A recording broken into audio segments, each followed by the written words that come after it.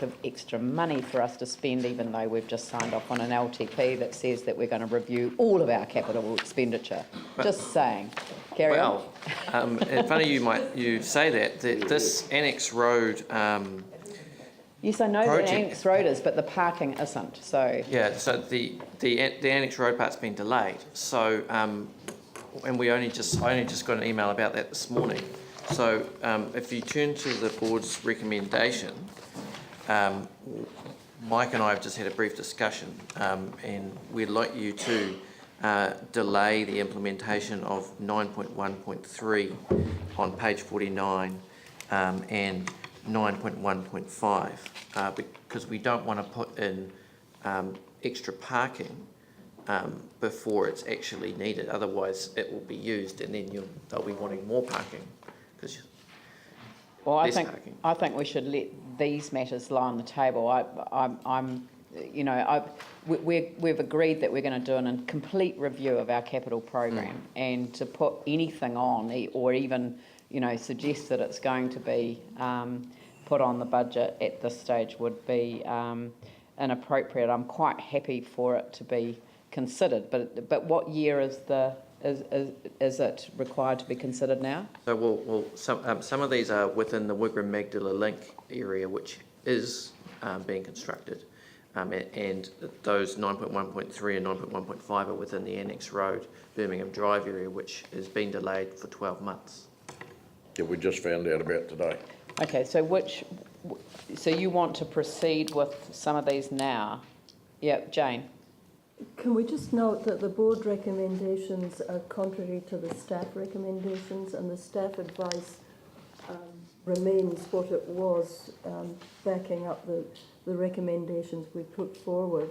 So I think we need to get Paul Burden, who's the acting Streets and Transport Manager, to speak to the board recommendations, because they don't align with council policy necessarily. Well, I've read the paper. I mean, I understand it doesn't align with council policy, but what I'm trying to get now are any of these recommendations required to be made, decisions required to be made now, or can they wait till the annual plan? Those outside of the Annex Birmingham Drive, so within the Wigram Magdala link, should be made now.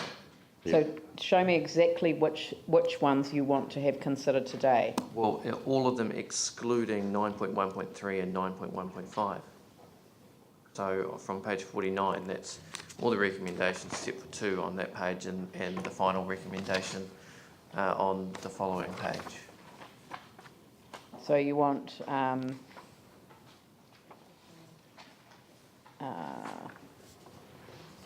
but what about the and that's including the Rick-Tindall amendment.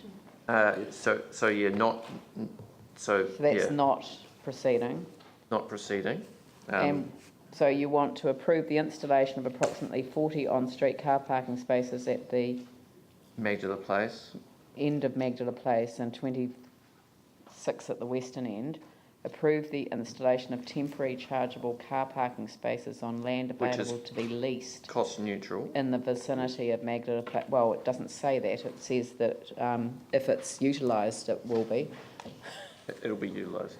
Well, yeah.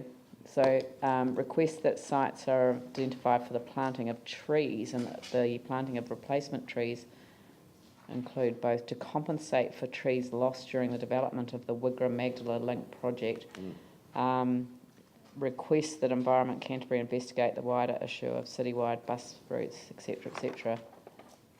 Yeah, no. Well, I'm really unhappy about a report of this nature coming by way of a joint recommendation when it involves the expenditure of significant money without a detailed staff analysis and a proposal for us to There is consider. detailed staff analysis. Yes, I've read the staff analysis, and they are recommending that we don't proceed with this because we don't have a policy on off-street parking outside the CBD.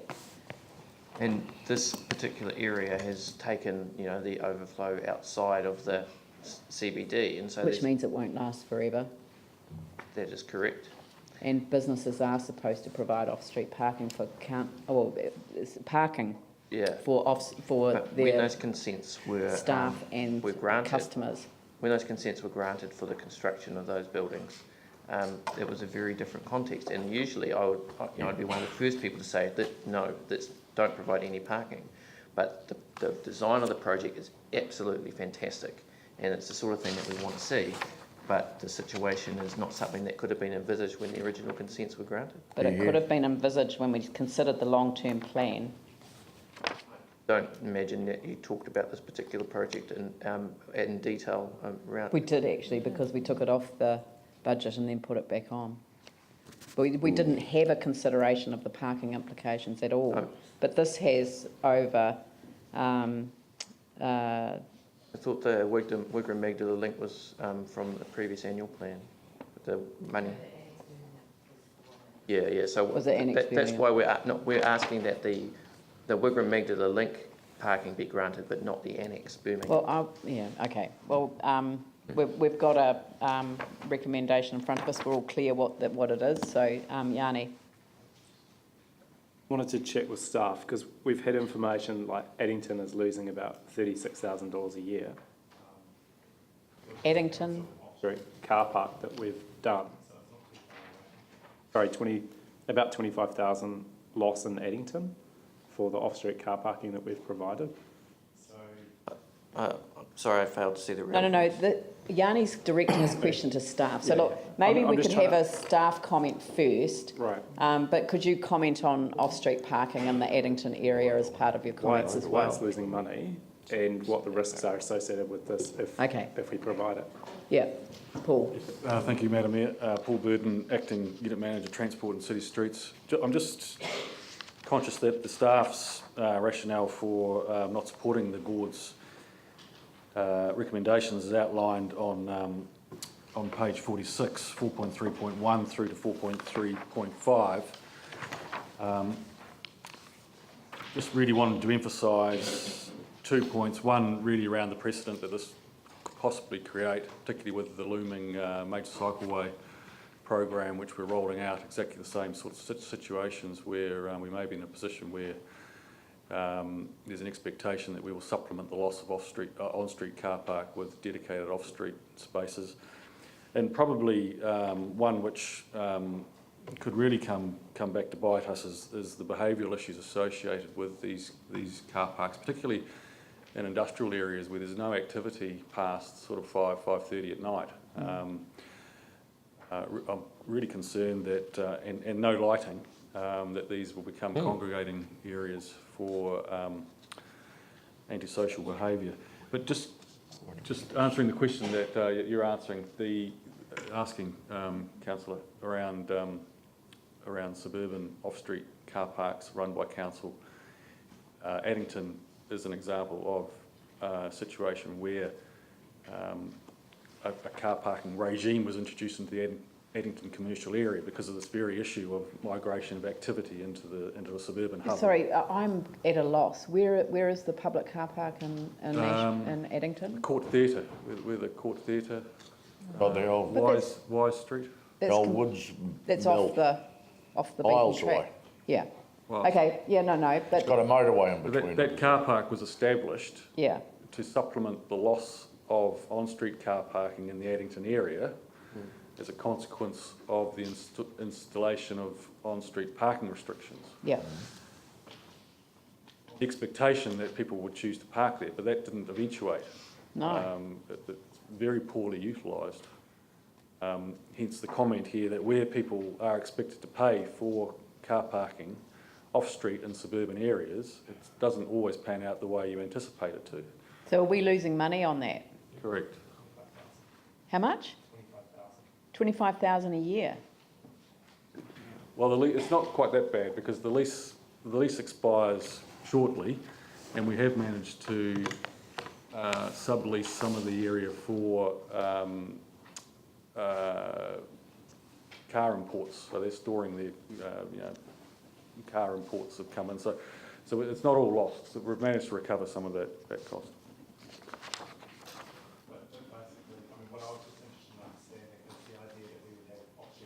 people paid, putting the precedent, because we've already set the precedent, has actually failed. It's cost a lot of money, and it means that it's obviously underutilised. So it's not, it's that we have is not a solution. In terms of other solution, which is obviously amending the road design to incorporate more on-street parking, how much work have you done around that? Well, as you see in the plans, quite a lot of work has been done into trying to modify the street design to accommodate on-street parking. In fact, that's what 9.1.1 is about, and that's something that we can support because it's on street. There's no expectation that tariff, and it's really just an attempt to replace some of the car parks that's been lost due to the design of the project itself. And what's the cost for those?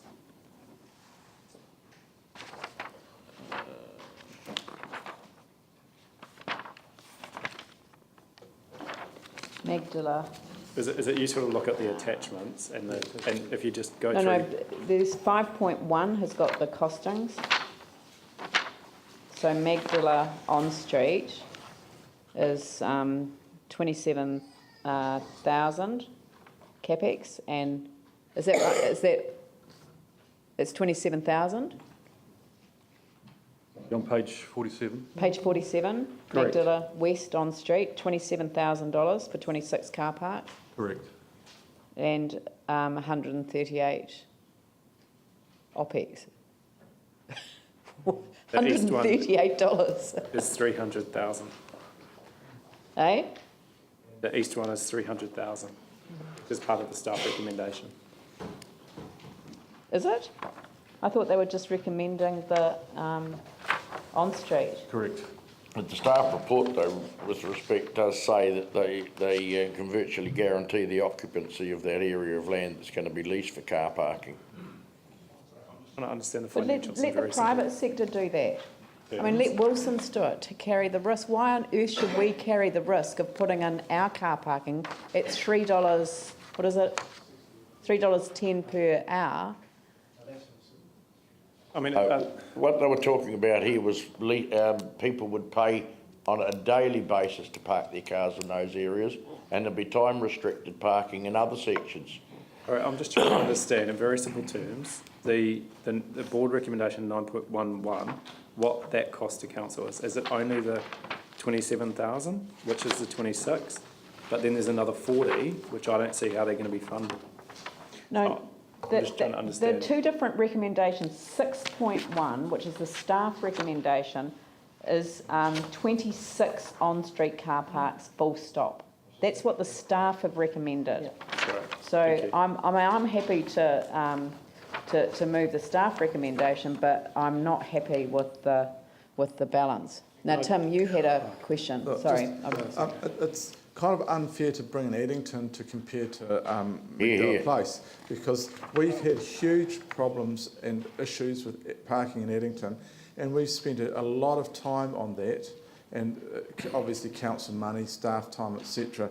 And personally, I don't think it's actually come to the right solution, but that's really affected that community very badly. So, but if you look at this area specifically, we don't have the side streets and the off streets that we do in Eddington, so they are very different, and there's a serious issue here. Would it be fair to say that in this area, Birmingham Drive, at the moment, that the parking solutions individuals and companies are taking up would be interesting, at least? Like they're parking on berms, they're parking in all sorts of places, in the drive-through. I mean, there is a problem there, and this is going to add to it, and we're trying to look at a solution. It's all very well saying, oh look, you know, through the rules consent they're allowed to do this and that, and they may shift into town, but some may not. There is an issue here, and we're just trying to sort it out.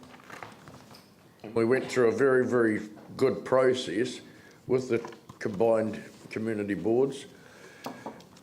After hearing the delegations or the deputations and seeing the size of the problem and asking staff to go away and come back with some options, which they did, and those options were fully costed and presented to our combined community boards. And I was just going to, prior to finding out about the email that's circulating around now, I was going to really compliment staff and the process of the two boards coming together on this and getting an acceptable solution to the problem. And now it seems that at the last minute there's a big hiccup in it. And I'm really concerned that we would lose what we were hoping to achieve by listening and consulting with the community and the businesses in the area and coming to an acceptable, not perfect, acceptable solution, and then finding that that can't happen. It makes us look like... What part of completely review our capital program didn't you understand? Completely review our capital program. We're asking people to make serious priority decisions over the next few months over what we can spend and not spend, because we have got financial challenges, and to put more money on our capital program budget that wasn't even raised in the context of our LTP, which for goodness sake was only passed a week or so ago. That's the challenge that we've got. So I'm not saying that you should walk away with nothing. I'm thinking that the staff recommendation is something that I could certainly support today. That's not saying that we couldn't, in the context of the review of the capital program, look at further recommendations. Paul and then Pauline. I've got a really simple solution here that will actually maybe address a number of issues, including perhaps putting more parking. As you know, I'm a big advocate for parking, but the central city's been rating its parkers forever, and pre-earthquake we used to bring in about $3.5 million a year in profits in the city parking. Is it the time, since we now have a decentralised city and we have burgeoning commercial areas outside the central city, should we be putting parking meters in on-street parking areas around these commercial hubs and other parts of the city?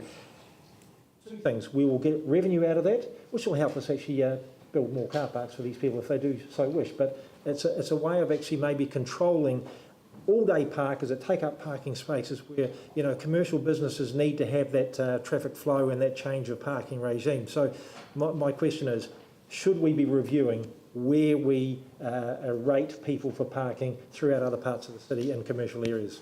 Pauline? Mine was for clarification. Paul, I thought you said that staff supported 9.1.1 on page 49 of the board. Let's hear that. Well, the staff recommendation is to support the 26 on-street car parks. What I was saying is the support of on-street car parks to address parking shortfall per se is supported. Right. But the recommendation is for the 26, not the 40. Okay, thank you.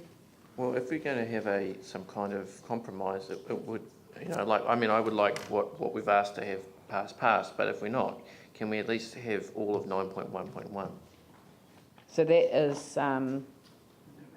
It's 40 well, plus, that's 66. Yes, but it's $297,990 capex for the east option, which is not the staff option. That's in addition to the staff option of $27,115. So, I'm just not of a mind to spend that sort of money without having considered it in terms of the capital program. But I'm one person, one vote around the table, and it may be that other councillors want to completely walk away from our decision to review the capital program. So, well, maybe we turn more of Birmingham Reserve into car parking, which is going to create more issues. Pardon?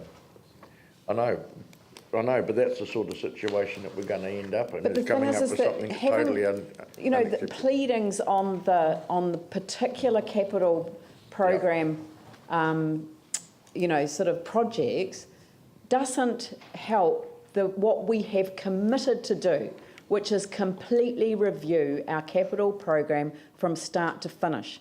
That means that you join the queue with everyone else and you look at the project compared to all other projects. Yes. And we are going to do a very in-depth analysis of this. We have undertaken to do so. There is a lot on the line and we need to get it right. So asking for more to be added to a capital program when this was known prior to us settling our long-term plan. I mean, this was considered at a joint meeting in June, at the beginning of June, the 8th of June.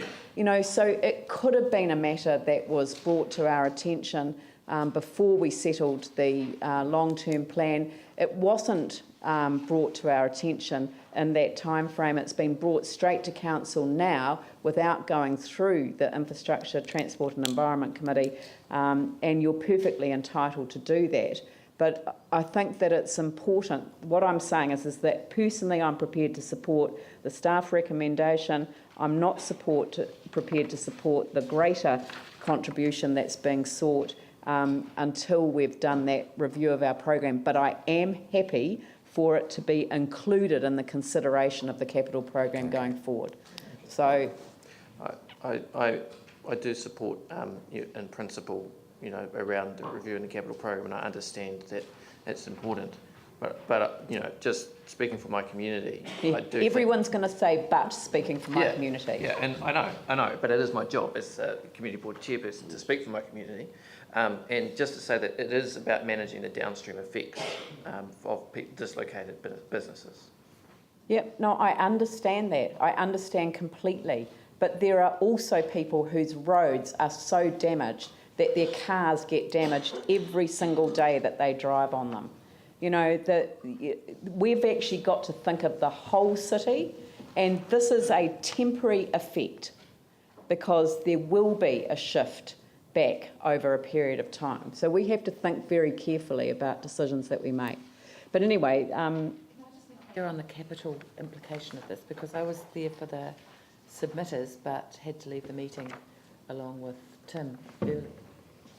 So the 26,000 I'm assuming can be accommodated within the 27,000 can be accommodated within the capital cost of this project, Paul. Correct. But the 297,000 I'm assuming is a bit of a stretch, and it would be additional capital. No, the total capital can be accommodated within the project. So all of this capital, this 346,000, can be accommodated within the current budget. So it has no impact on the long-term plan? That's correct, other than it would be a savings if it wasn't. Correct, and I think we've got to stop thinking about things that we've committed to as not being opportunities to return money for allocation on a priority basis. So, you know, just because it can be accommodated within the context... I was just trying to understand it. Yeah. So if we go with just the west, Magdala Place West, on street, then the potential to return 300,000 of capital, very little OPEX, back to for reprioritisation somewhere else. Right, thank you. Sorry, I just want to understand. Yep. Okay, so Andrew. Again, just one further question on the money. 9.1.1 has been suggested as a possible compromise situation, would provide 66 additional car parks on street. What would be the cost of that? So just to do 9.1.1 on its own, and maybe it's here somewhere, but I'm having difficulty seeing it.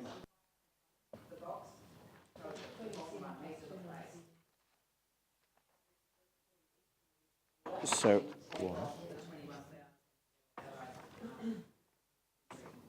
so 297 plus 27,115. So just take off the Allied Telesis one. Okay, thank you.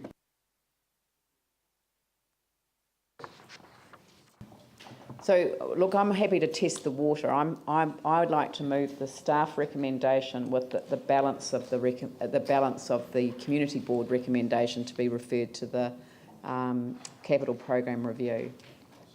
Seconded by Paul Lonsdale. Is there any discussion? Yanni. I think the really interesting thing about this debate is actually the big project that we're spending all this money on an industrial area around slowing down the road, removing car parking. I think it really does call into question the huge capital expenditure for this area and what the benefits are that we get. And I'm not saying I disagree with the attempt to kind of slow down the traffic and improve safety. But when you think about the purpose of this area and how it's being used, having to spend more money providing car parking seems a little bit contrary. But, you know, I think this does need to go through another round of consultation. If we really want to get a solution for this area to work well, then if we're spending, you know, I think the board's proposing $1.5 million of expenditure, then that really does need to go through some sort of consultation process to weigh up where all our priorities are. Again, we've got areas that are broken in the city that we're not going to fix for 30 years versus providing a higher level of amenity in some areas where we've had growth and transition. So, you know, I appreciate the work that the board have done on this, but I do support this having further work done around it as part of another process. Yeah, Paul? As you know, I stated earlier that I am, a fan of, making sure that our workers and our people who visit these centres or areas are able to park. My concern is, first of all, is the precedence that actually it sets. As we pointed out with the cycleway program and the removal of a lot of parking, it's going to set a precedent for a lot of other areas, and we will come under pressure. The other part that I'm sort of confused about is that we've been slapped around through the long-term process about potential sell down of some of our assets, and we have committed to our public that we will work as hard as we can to reduce that sell down where we can. So the capital review is actually exceptionally important, that we actually look at how we can actually reduce our capital expenditure, and adding stuff now. And saw stuff through the long-term process we were trying to remove, and we ended up putting more on and then had to remove. So I'm just really hesitant on actually allowing anything to add to our capital program until we've actually had that full review. Glenn and then Tim. Thank you. I would support your approach. I think with the capital review comes, in a sense, our own optimisation. Following that the two processes can't be divorced from each other, and clearly there are parts of the city that need basics attended to. Tim? Prior to the earthquake, this was a busy industrial area, and with industry comes workers, and so they've got to go somewhere and park somewhere. Yeah. If you go into that area now, you'll be lucky to park by Addington Raceway, or if you go the other way, you'd be lucky to find a park outside Hamilton Jet's factory quite a way away. Now, following the earthquake, we've also allowed companies to go in there and subvert the city plan and have very few parks supplied for their visitors, but also their workers. So it's getting worse and worse. So we've actually got to do something, and I don't believe that the 26 car parks will even touch that. No. We've got a shortage anyway. We've created something, and we've got to find a solution. And there is another issue, of course, with the Excuse me, we're debating the matter. So, yeah.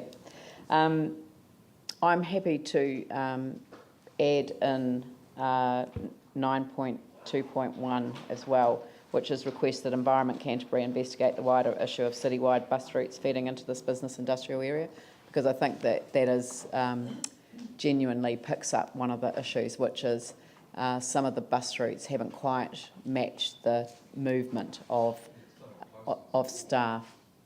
Yeah, funny that.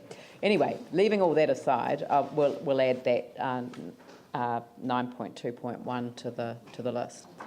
All right, so I'll put that motion. All those in favour say aye. Those opposed say no. That's carried. Oh, sorry, and recording no, Tim Scandra and Jimmy Chen.